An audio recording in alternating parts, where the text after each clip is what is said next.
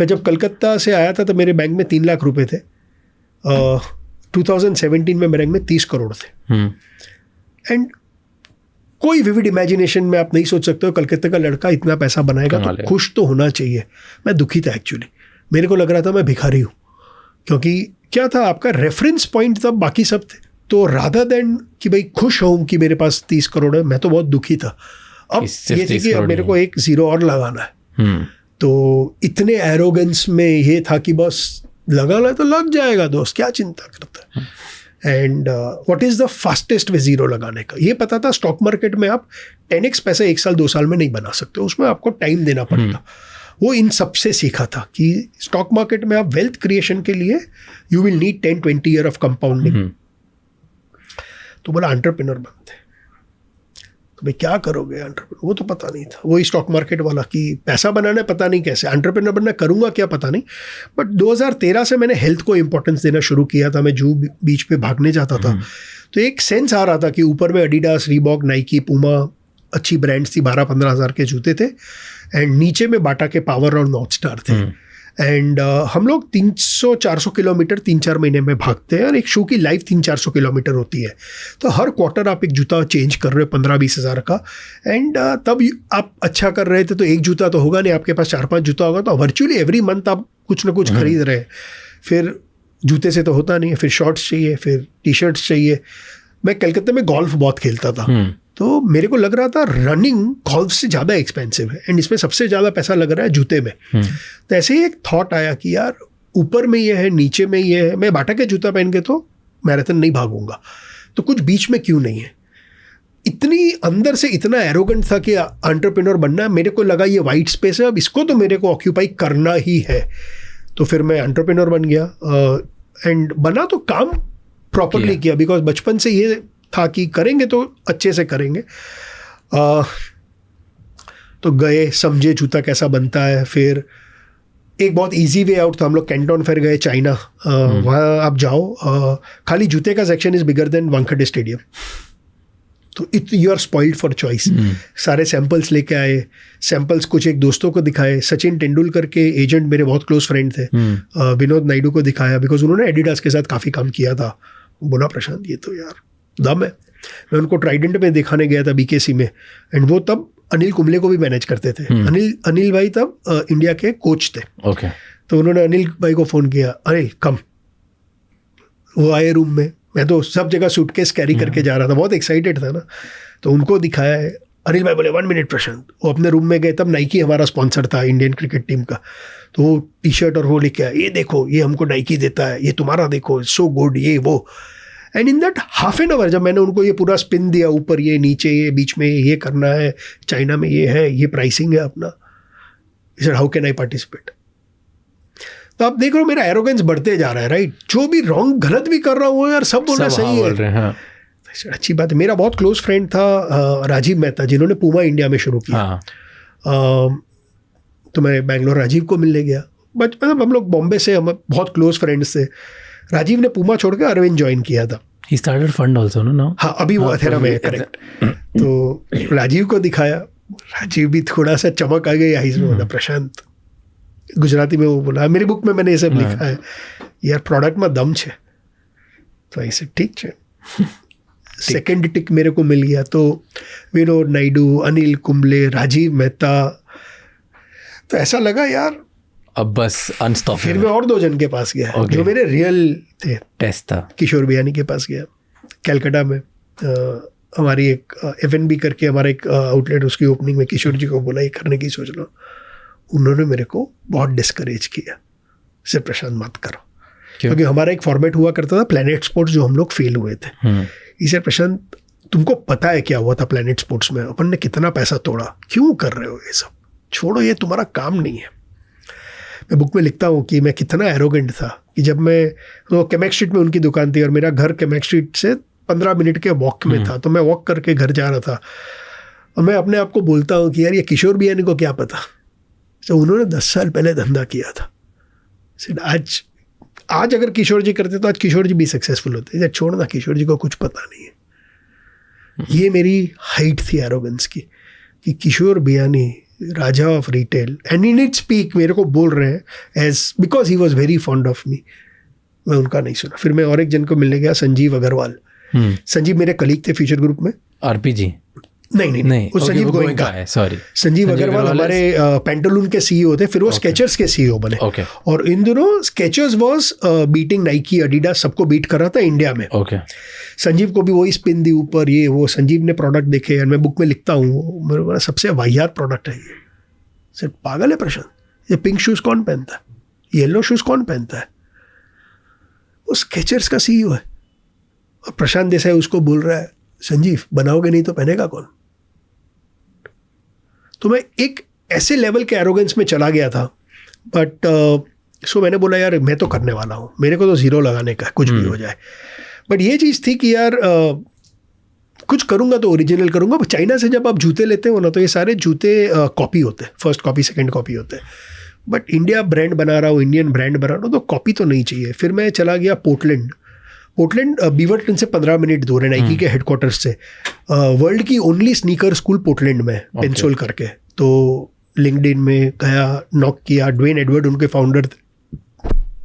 खाली फ्लाइट लेके पहुंच गया. स्नीकर स्कूल, ये स्नीकर सिखाते हैं. Dwayne Edward was the director of design of Nike.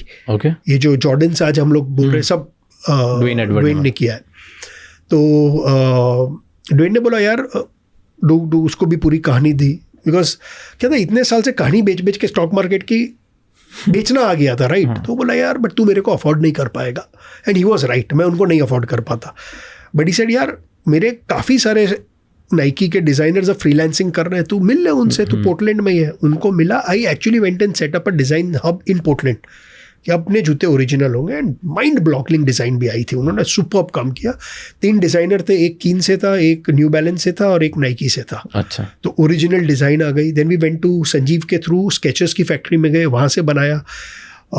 मेरे को अपैरल भी बनाने थे. मेरे को अपना प्रोडक्ट नाइकी के स्टोर की तरह अपने स्टोर में बेचना था. तो खाली जूते नहीं बेच सकते हो. तो मैं अपैरल के लिए, डिज़ाइन के लिए हम लोग इटली गए, वहाँ डिज़ाइन कराया. Everything was dry fit. Accessories बनाई.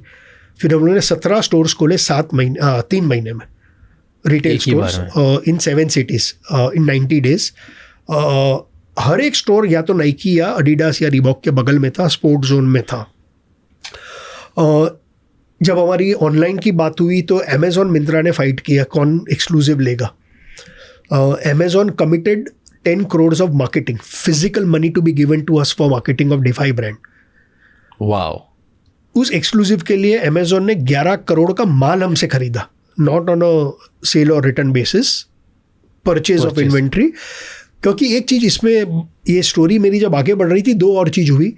मेरे को एक सीईओ चाहिए था, बिकॉज बहुत कुछ था, मैं अकेले नहीं कर पा रहा था. तो मैंने राजीव को पूछा. अब राजीव ने बोला प्रशांत मैं आऊँगा तो सही, लेकिन एज सीईओ नहीं आऊँगा, मेरे को एज पार्टनर आना है, मैं खुद का पैसा लगाऊंगा. तो 50-50, ऐसे नहीं 50-50 कैसे, सारा आइडिया मेरा था 60-40.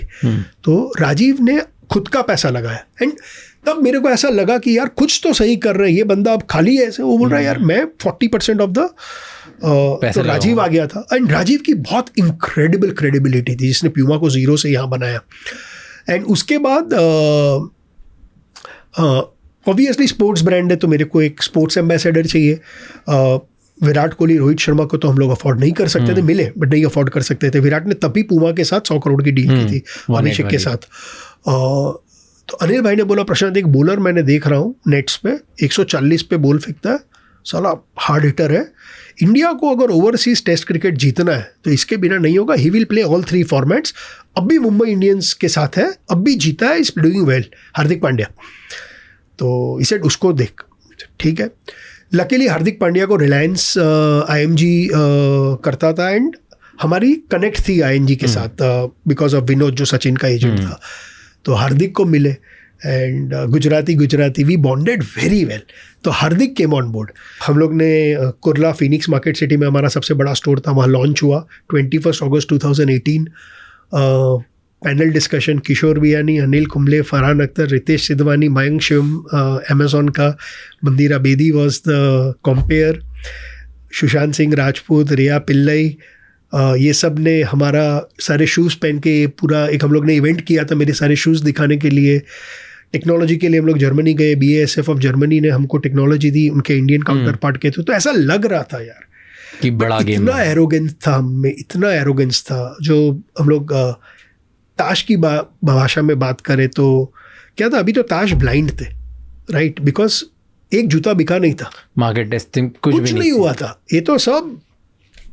और हमको लगा 3 इक्के और हम लोग ऑल इन हो गए।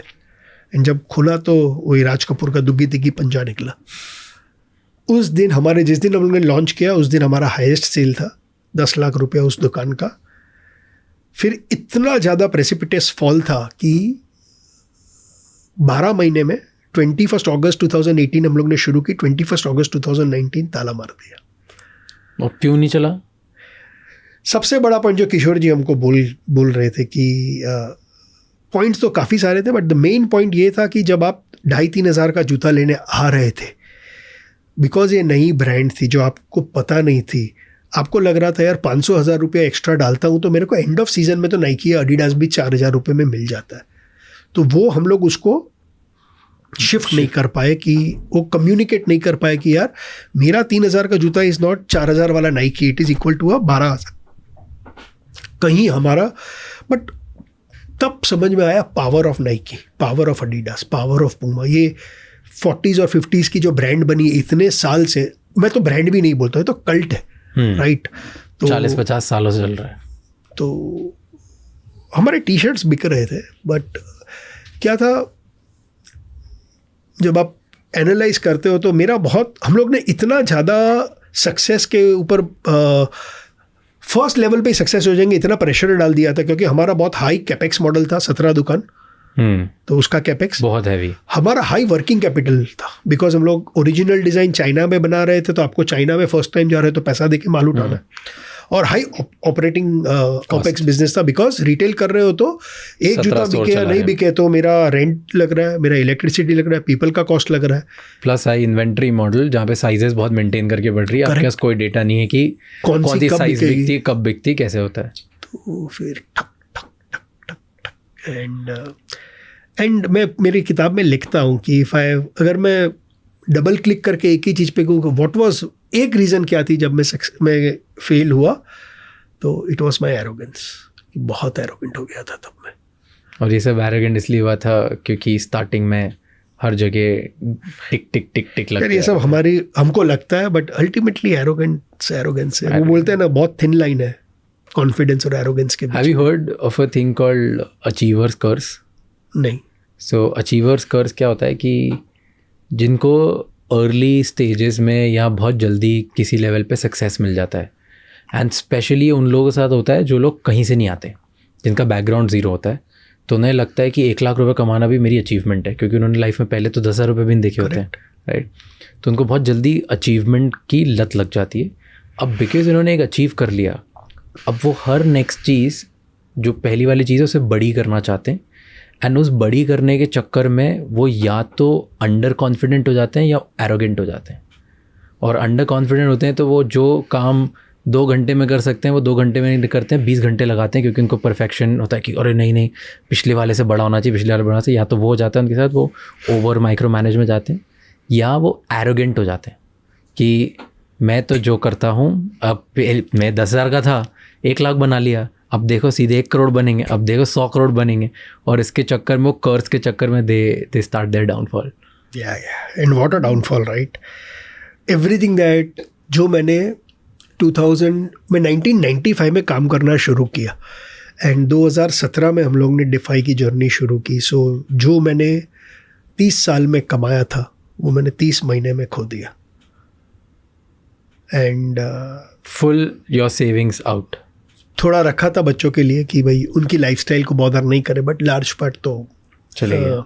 बट एक अच्छी चीज़ हुई राज, 2 अच्छी चीज़ बोल सकता हूँ मैं। एक क्या था, जो पास्ट जब आप इतने गरीब थे जब बचपन में, तो क्या आपको भी, बच्चे तो आप भी थे तब, राइट, कि भाई ये चाहिए वो चाहिए, बट मम्मी बहुत क्लियर थी, पैसा नहीं है तो मैं कहाँ से दूँ।